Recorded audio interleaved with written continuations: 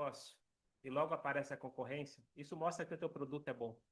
Essa máxima, o Alter Eber, o autor do Tânia, ele nos ensina para a nossa vida. Na verdade, lá ele traz uma passagem onde que uma pessoa se esforça para se concentrar nas orações, ele está com o livro aberto, ele está com os olhos fechados, ele está realmente focado, ele se preparou para as orações. Não é que ele não se preparou, ele se preparou.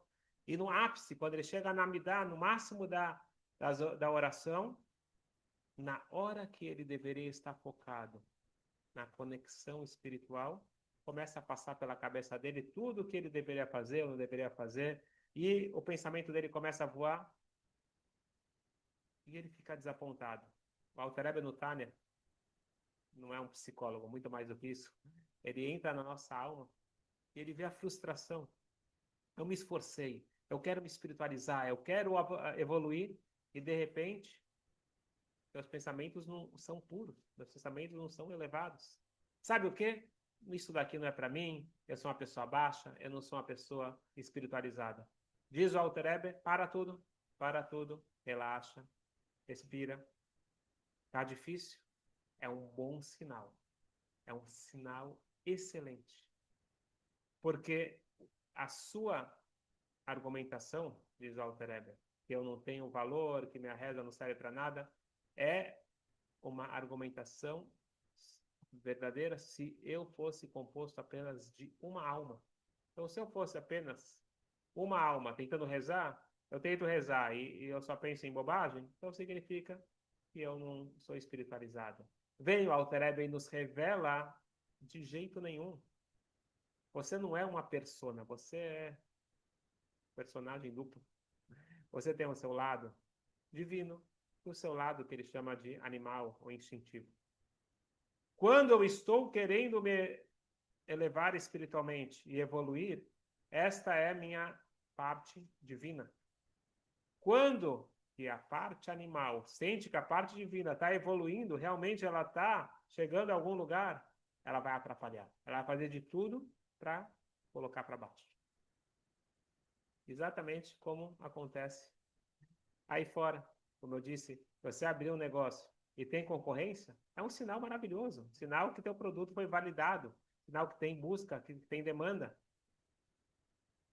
Agora, se você faz uma coisa e não tem concorrência, não tem ninguém querendo abafar a sua voz, significa que talvez ela não seja tão relevante. Este é um dos grandes ensinamentos do Alter Rebbe, do primeiro Rebbe de Lubavitch, o autor do Tânia, que hoje, dia 24 de Tevet, nós estamos marcando o seu Yortzeit, e eu vou querer hoje compartilhar com vocês uma coisa que muito me tocou, já tinha estudado antes, mas agora da forma que foi construído, eu acho que vai ficar muito claro para todos nós. Se você quer milagres na sua vida, existe um caminho. Existe uma fórmula garantida pela Kabbalah, pelos nossos sábios, como atrair milagres para a nossa vida. Em outras palavras, como fazer com que o meu teste desapareça. Como eu consigo vencer essas dificuldades, essas barreiras que aparecem na nossa vida. E a gente vai dedicar o estudo de hoje para a elevação da alma de um grande amigo que também faleceu nesse dia tão especial, dia 24 de Tevet, Chaim Yitzhak Yosef Ben Elisa, que sua Neshama possa ter uma aliá. Então vamos voltar aqui para o grande ensinamento do Alter Rebbe. Tem vários, a gente vai pegar hoje um. Se tudo está indo fácil demais, muito tranquilo, é melhor você se preocupar. Se está muito fácil, alguma coisa está errada. Provavelmente não está vindo da energia positiva. Está difícil, é um ótimo sinal. Quero só deixar bem claro, a gente não procura dificuldade, todo dia de manhã a gente pede para Hashem, por favor, por favor, Deus, não me traga testes, não me traga vergonha. Não... A gente pede para ser fácil. Mas as dificuldades nós reconhecemos como um impulso para um crescimento. Mas aqui vem o pulo do gato. Como que nós podemos atrair para a nossa vida um sucesso desproporcional? Como que eu consigo atrair milagres? O que quer dizer milagres? Como eu consigo trazer um resultado sobrenatural? Porque existe o natural. Agora, como que eu atraio o sobrenatural? E a frase-chave é a seguinte: você quer milagres? Seja você o milagre. E eu vou explicar para vocês. Um dos grandes milagreiros do Talmud, Panina Mendonça, chega em casa, ele vê a filha chorando. Como pode ser? O que aconteceu? Papai, na hora de acender as velas de Shabat, eu me confundi. Em vez de acender com azeite, não com vela, acender com azeite, eu coloquei vinagre. E por isso que eu estou chorando. O pai calmamente responde o seguinte: minha filha, o mesmo que disse para o azeite brilhar, vai dizer para o vinagre brilhar. E ela ficou tranquila, ela ficou calma. Esta é a história do Talmud. Um dos nossos grandes sábios, o Ben Ish Chai, ele faz uma pergunta que é básica, mas eu também não sei como que até hoje eu não tinha feito essa pergunta. Qual que é a história do Talmud? O pai chegou e viu a filha chorando do lado das velas acesas. As velas não estavam apagadas, as velas estavam acesas. Então, se as velas estavam acesas, ela já viu o milagre. E não era novidade para ela, porque o pai era um grande milagreiro. O milagre já tinha acontecido. Por que ela estava chorando? Perguntou Ben Ish Chai. E ele dá uma resposta brilhante, que pode mudar a nossa vida, nossas escolhas. Ela estava chorando porque consta no Talmud, nossos sábios dizem, que todo aquele que merece um milagre, todo aquele que usa um milagre, ele está gastando os seus pontos, ele está gastando os seus créditos. E ela estava chorando: papai, que bobagem, eu gastei meu crédito, uma coisa boba, era só eu colocar o azeite. Eu coloquei o vinagre, eu não precisava gastar crédito para isso. A gente encontra vários nossos grandes sábios preocupados, o Yaakov Avinu, Moshe Rabbeinu, preocupados em ter gasto os seus créditos. Rabbi Hanina Mendonça, ele fala: minha filha, senta aqui que eu vou te explicar. Na vida, nós temos dois caminhos, duas trilhas a serem seguidas. E eu escolho qual trilha eu vou seguir. A trilha mais comum pela Kabbalah é chamada o caminho ligado ao Shem Elohim, o nome de Deus da ocultação. É o normal. O normal é que existe aquilo que é natural, existe aquilo que nós chamamos de natureza, e existe o milagre. O sol nascer todo dia, normal. É o respirar, normal. E tudo que eu estou acostumado é normal. E tudo que eu não estou acostumado é milagre. Qual que é o segundo caminho? O Shemavaya, ligado com o tetagrama, o nome mais forte de Deus. Você tem certeza que o sol nascer todo dia é menos milagre do que a abertura do mar? Eu estar respirando, eu estar vivendo, cada segundo é um milagre. Diz a Kabbalah, o que nós chamamos de natureza não é nada mais do que um milagre constante. A quebra de paradigmas nós chamamos de milagres. Porém, a natureza é um milagre constante. Quem se conecta a esse nível, disse o Rabbi Hanina, aquele mesmo que disse que o azeite vai brilhar, vai falar para o vinagre brilhar. Porque o azeite brilhar não é um milagre menor do que o vinagre. É que a gente já está acostumado. Mas se você vive nessa vibe, onde tudo é milagre, você aprecia tudo como um milagre, você vive nesse nível sobrenatural, pronto. Você não perdeu crédito nenhum. Eu sei, faz diferença entre a natureza e os milagres. Quando você usar milagre, você perde seus créditos. Mas quando você considera tudo um milagre, você tem uma conexão com Deus num outro nível, num outro patamar. Você se comporta dessa forma sobrenatural. Você sabe que a natureza existe, tem que respeitar a natureza, mas você tem uma conexão tão forte com Deus, você confia nele, que vai dar certo.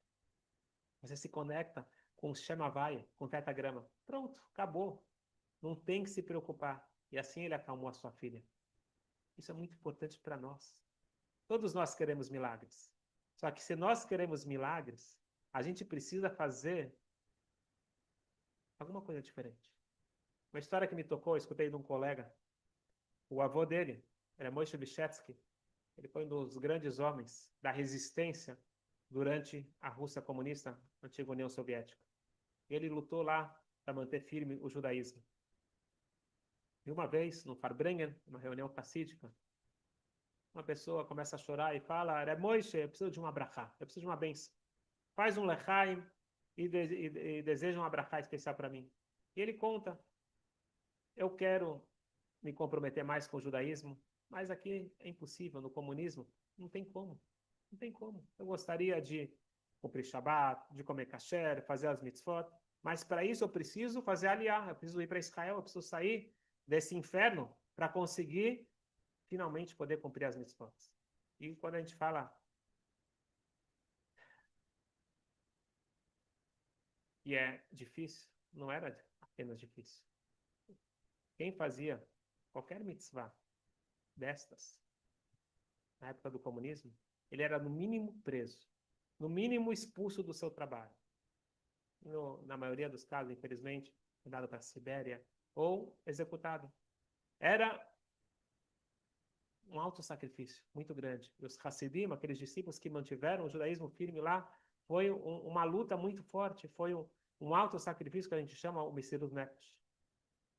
Então esse Hassid, esse rabino, ele pega um copinho de lechaim, ele olha com firmeza, com muito amor, mas com firmeza, nos olhos desse homem.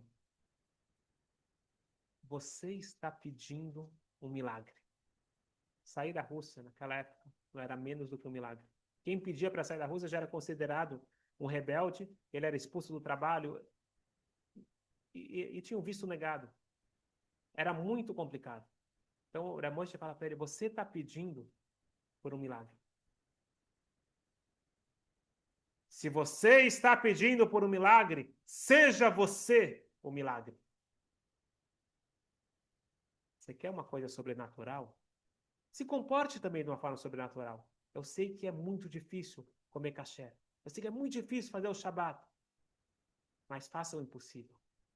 E isto vai ser o veículo para você atrair o impossível. É moeda por moeda. Assim que Hashem nos ensina. Echol meodecha, com todo, você deve servir a Hashem, amar a Hashem, com tudo que você tem, quer dizer, com o teu máximo. E Hashem, ele é muito generoso. Ele falou, faça o teu máximo, que eu faço o meu máximo. É um bom negócio. É uma boa proposta. Então, quando você quer um milagre para a sua vida, você tem que se comportar dessa forma. E por isso que o Rabbi Hanina ben Dosa, ele tinha milagres na casa dele. Porque esse era o comportamento dele. Ele escolheu a segunda trilha. E por isso que os milagres viraram costumeiros na casa dele. E não é um privilégio dele. Isso pode ser de cada um de nós. Porque quando eu tenho uma confiança total em Hashem, um bitachon, tenho certeza absoluta que ele vai resolver. Eu faço a minha parte. Eu tenho certeza que ele vai fazer a parte dele. Este é o casamento completo. Só para finalizar, quando a gente fala fazer a minha parte, o povo judeu está aqui hoje porque uma moça,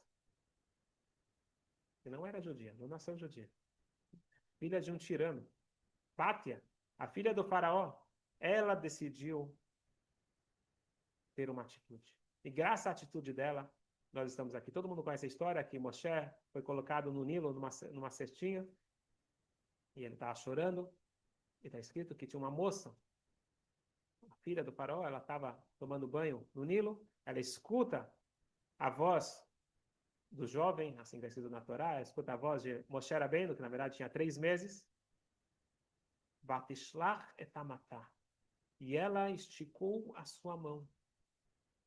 Só que a cestinha não estava perto dela, estava muito longe, mas ela esticou a sua mão.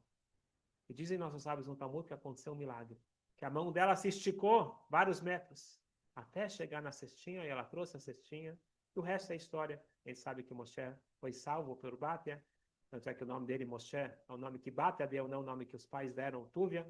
E Moshe Rabbeinu, o nosso líder, que tira o povo do Egito, que traz a Torá para a terra. Tudo isso graças a uma moça que não pensou racionalmente. Se ela fosse pensar pela lógica, você vai tentar pegar alguma coisa que está tão distante de você? Mas ela não pensou assim. Ela pensou, o que eu posso fazer? Eu posso esticar a minha mão. Esse é meu máximo, então eu vou fazer meu máximo. Ela fez o máximo dela e Deus recompensou com o máximo dele. E por isso que ela mereceu ser uma pessoa tão especial. Bate, vem de Batka, ela é filha de Yud-Kei Vav-Kei, de Deus, no tetagrama que a gente acabou de falar. Ela já criou, ela se converteu ao judaísmo e ela criou essa conexão muito forte com Hashem. Não é qualquer uma para ter esse mérito de ser aquela que cuida e tem o grande mérito de poder fazer com que Moshe Rabbeinu fosse salvo. Mas o importante para cada um de nós é o seguinte: a nossa história começa porque alguém esticou um braço, quando a lógica dizia que não era possível. E a pergunta que fica para cada um de nós é justamente essa: qual braço você está sendo chamado hoje para esticar? Mesmo que não faça sentido, mesmo que não seja confortável, e que não tenha garantia nenhuma. Porque quando você age acima da natureza, você se torna um milagre. E quem se torna um milagre, atrai milagres para a própria vida. E é este o nosso maior desejo. E essa é a brachá que nós queremos hoje do Alter Eder. Como nós dissemos que hoje é um dia que Poel Eshuot, que traz salvações, que possa trazer salvação para todos nós. Eu sei que quando está difícil é um bom sinal. Eu sei que as dificuldades, os testes me fazem crescer. Mas a gente pode pedir. E é isso que a gente quer pedir para Hashem no dia de hoje. E sempre. Que Hashem possa nos mandar uma vida mais fácil. Uma vida de milagres. Eu vou fazer o meu esforço. Eu vou esticar o meu braço. Eu vou fazer um pouquinho mais do que eu posso. Sair da minha zona de conforto. E Bezrat Hashem, se Deus quiser, todos nós vamos ter brachot reveladas. Que assim seja para todos nós, com muita saúde, muita prosperidade, muita paz. E somente brachot reveladas para todos. Amém.